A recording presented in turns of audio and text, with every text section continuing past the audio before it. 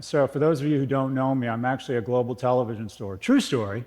I've had 4 TV series in the last 3 years. 2 of them have been canceled before they were launched, and 2 were canceled within 6 weeks. Let's recap. If we want to juice this thing, if we want to put a cattle prod up the ass of the economy. Bloomberg, the most trusted name in financial news. Not for long. I'm going to do whatever I can for this country of ours. Oh, Jesus Christ. Jeez, come on, dude. You're 0 for 2. Are you stuck? Face for podcasting. So first insight of the day, I'd like to be the first person to welcome you to the last TED. Okay. By the way, it's clear, what's it called? What are we here for? The Brave and the Brilliant? It's clear that Chris is a frustrated soap opera producer. Essentially what we have here is a telenovela where after a night of unbridled passion between Bill Gates and Malcolm Gladwell, they give birth to their bastard love child, Simon Sinek. Okay, I start us with a question. Do we love our children? Sounds like an illegitimate question, right? Well, I'm going to try and convince you otherwise. Essentially, as we go down generations, we're seeing that for the last 2 generations, people are making less money on an inflation-adjusted basis. In addition, the cost of buying a home, the cost of pursuing education continues to skyrocket. So the purchasing power, the prosperity, is inversely correlated to age. Simply put, as we get younger, we're taking away opportunity and prosperity from our youngest. The social contract that is now no longer in place, and for the first time in the US's history, a 30-year-old is no longer doing as well as his or her parents were at 30. This is a breakdown in the fundamental agreement we have with any society, and it creates rage and shame. As a result, people over the age of 55 feel pretty good about America, but less than 1 in 5 people under the age of 34 feel very good about America.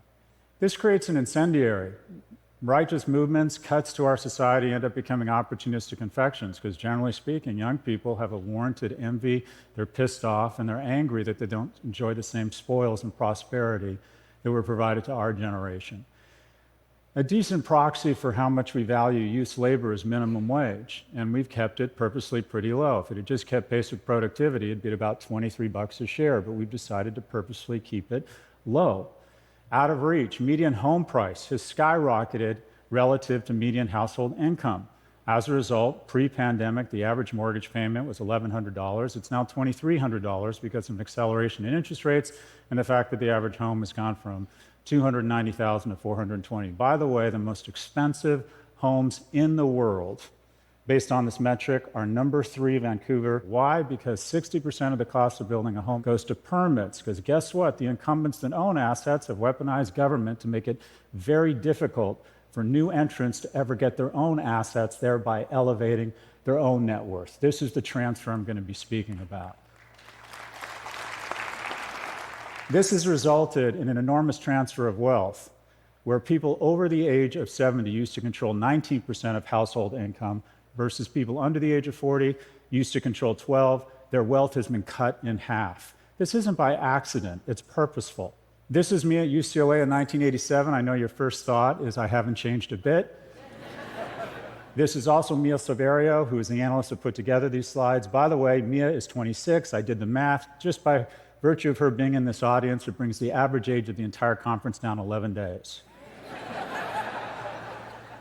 When I applied to UCLA, the admissions rate was 76%. Today, it's 9%. I received a 2.23 GPA from UCLA. I learned nothing but how to make bongs out of household items in every line from Planet of the Apes. And the greatest public school in the world, Berkeley, decided to let me in with a 2.27 GPA. And that's what higher ed is about. Higher ed is about taking unremarkable kids and giving them a shot at being remarkable.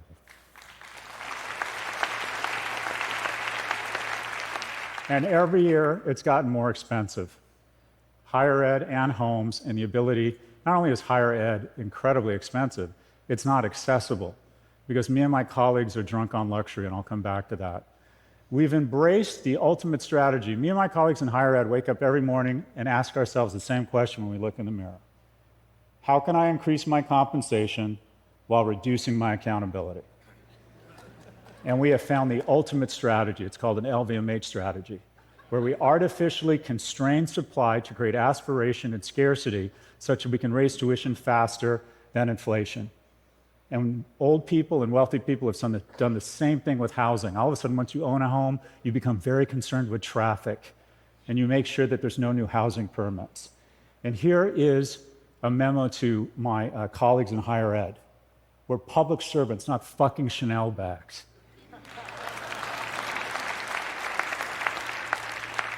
Harvard is the best example of this. They've increased their endowment in the last 40 years and have decided to expand their enrollment, their freshman class, by 4%. Any university that doesn't grow their freshman class faster than population, that has over $1 billion in endowment, should lose their tax-free status because they're no longer in higher education, they're a hedge fund offering classes.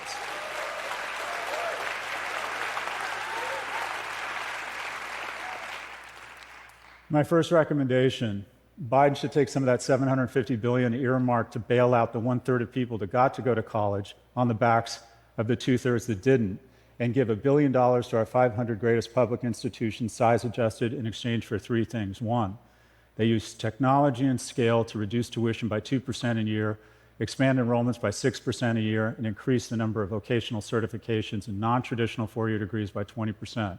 Where does that get us? In just 10 years, that doubles the freshman seats and cuts the cost in half. This isn't radical. This is called college in the 80s and 90s. Another transfer of wealth. Look at what's happened to wages. Oh, they've gone up, not as much as corporate profits. There's a healthy tension between capital and labor. For the last 40 years, capital has been kicking the shit out of labor. Well, you think, whoa, what about wages, right? They've gone up. Well, if you compare them to the S&P, they barely register. It's been an amazing time to own assets, but your attempt to get the certification or the income such that you can acquire assets has gotten harder and harder. In my class of 300 kids, it's never been easier to be a billionaire. It's never been harder to be a millionaire. By the way, our job in higher ed isn't to identify a top 1% of people who are freakishly remarkable or have rich parents and turn them into a superclass of billionaires. It's to give the bottom 90 a chance to be in the top 10. You know who doesn't need me or higher education? The top 10%. The whole point of higher ed is to give the unremarkables, i.e. yours truly, who was raised by a single immigrant mother, a shot at being remarkable. The transfer has been purposeful. While the cohorts, corporations, and the ultra-wealthy continue to garner more and more of our wealth, we have decided, I know, if they win the gold, let's give them the silver and the bronze, and let's lower their taxes. This transfer is purposeful. It's not by accident. And it works. Senior poverty is way down, and we should celebrate that. Meanwhile, child poverty is flat to up. The third rail, I'm going to talk about Social Security. It would cost $11 billion to expand the child tax credit, but that got stripped out of the infrastructure bill. But the additional $135 billion a year to Social Security, that flies right through Congress. And every year we transfer $1.4 trillion from a cohort that is increasingly doing less well to the cohort that is the wealthiest cohort in the history of this planet. I'm not against Social Security, but the criteria should be if you need it, not whether you have a catheter. 80% of you have absolutely no reason to ever take Social Security. It is bankrupting our nation, and we have fallen under this mythology that somehow it's this great social program. No, it's not. It's the great transfer of wealth from young to old. How is this happening? Because our representatives are, in fact, representative. Old people vote. Washington has become a cross between the land of the dead and the Golden Girls. Quite frankly, this is fucking ridiculous. And if I sound ageist, I am. And you know who else is ageist? Biology. When Speaker Pelosi had her first child, get this, 2/3 of households didn't have color televisions, and Castro had just declared martial law. But she's supposed to understand the challenges of a 17-year-old girl who's 5'9", 95 pounds, getting tips on dieting and extreme dieting from Facebook. She's supposed to understand the challenges that a 27-year-old single mother face. By the way, young and dreamy. Young and dreamy.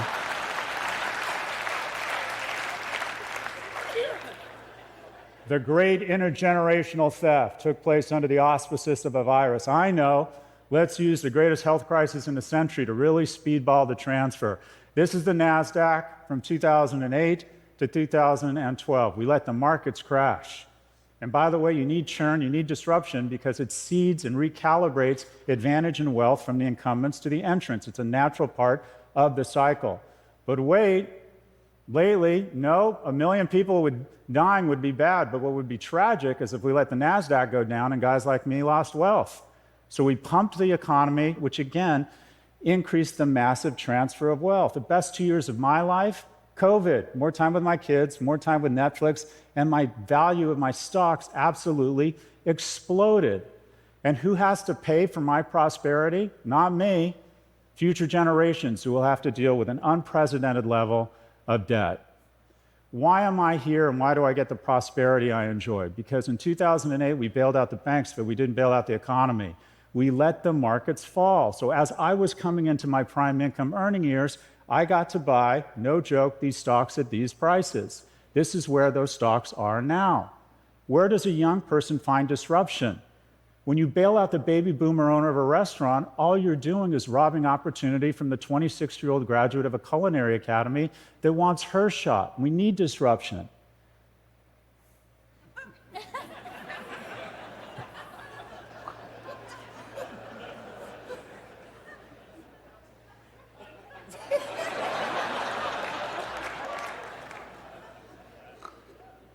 I just like this slide. It has no context or relevance.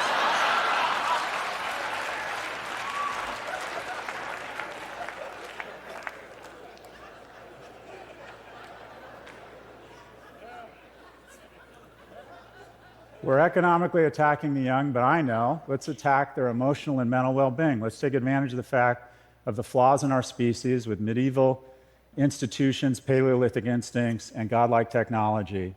I'm just going to say, I think Mark Zuckerberg has done more damage to young people in our nation while making more money than any person in history.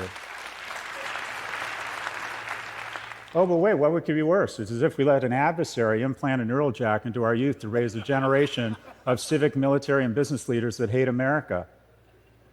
How can we be this stupid? All right, this all adds up to a bunch of graphs all headed up and to the right. And what are they? What's the first one? Oh, that's self-harm rates, which have exploded, especially among girls, since my colleague Jonathan Haidt pointed out it's really gone crazy since social went on mobile. What's the next one? Teens with depression. The next one, men and women not having sex.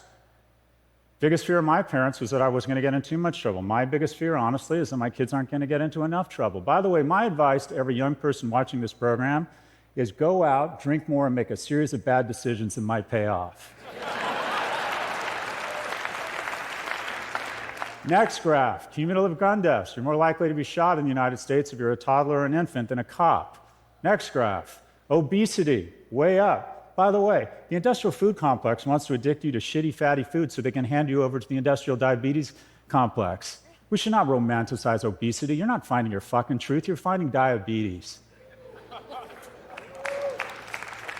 Overdose deaths, way up. Deaths of despair. When I was in high school, it was drunk driving. Now it's kids killing themselves.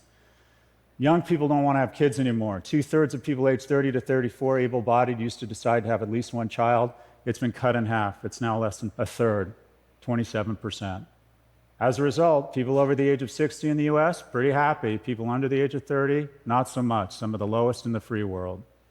What can we do? Nothing wrong with America that can't be fixed with what's right with it. We got the hard stuff figured out. There are programs to address all of these issues that cost a lot of money. That's the hard part. And we have figured this out. In just 5 minutes post an earnings call, we can add $250 billion to the economy. We've got the hard part figured out, the resources. We have the money, but we decide not to do it. This is per capita spending on childcare in the United States relative to other nations. This is housing permits. Things are doable. We increase minimum wage to $25 an hour. It goes into the economy. The wonderful things about low and middle income households is they spend all their money. We have to restore a progressive tax structure with alternative minimum tax on corporations and wealthy individuals. We need to refund the IRS. We need to reform Social Security. It should be based on whether you need the money, not on how old you are. We need a negative income tax. My friend Andrew Yang screwed up a great idea, but he branded it incorrectly. Instead of calling it UBI, he should have got Republicans on board by calling it a negative income tax. We need to eliminate the capital gains tax deduction. When did we decide that the money that capital earns is more noble than the money that sweat earns? Shouldn't it be flipped? We need to remove 230 protection for all algorithmically elevated content. We need identity verification. The reason we can have identity verification is because we have a First Amendment. Break up big tech. We have monopolies that are incurring greater and greater costs on every small business and parents because, again, see above, our representatives don't understand these technologies. We need to age-gate social media. There's absolutely no reason anyone under the age of 16 should ever be on social media. We need universal pre-K. We need to reinstate the expanded child tax credit. We need term limits, see above Andrew Yang. We need income-based affirmative action. Any visible signs of affirmative action make no sense at all. You would rather be born gay or non-white in the United States today than poor, and that's a sign of our progress and our need to recalibrate who we give advantage to. Affirmative action, of which I'm a beneficiary of, I got Pell Grants, I got unfair advantage. Affirmative action is a wonderful thing, and it should be based on color. It should be based on green, how much money you have or don't have. Expand college enrollment and vocational programs, mental health, ban phones in schools, invest in third places, big brothers and sisters programs. We need national service. We need to tell people in the United States and Canada that they live in the greatest countries in the world, and we need to remind them of that every day by exposing them to other great Americans where they feel connected tissue. We can do all of this. We can do all of it. We have the resources. The question is, do we have the will? This is my last slide. It is an emotionally manipulative slide to try and get you to like me more. But it does have a message. This is the whole shooting match. Anybody here without kids, ask someone with kids. You have your world of work, you have your world of friends, you have your world of kids. Something happens here, your whole world shrinks to this.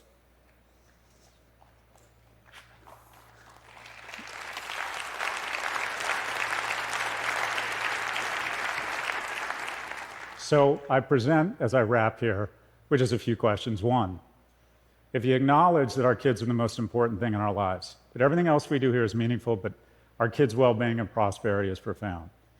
If you acknowledge that they're doing more poorly than previous generations, if you believe there's a chance that the illusion of complexity has done nothing but provide cloud cover for the unbelievable transfer of goodwill, of well-being, and of prosperity from young to old, and if you believe we can actually fix these problems and we have the resources, then I present to you, I posit, I augur the question that I hope has more veracity than it did 17 minutes and 24 seconds ago. And that's the following question. Do we love our children? My name is Scott Galloway. I teach at NYU, and I appreciate your time.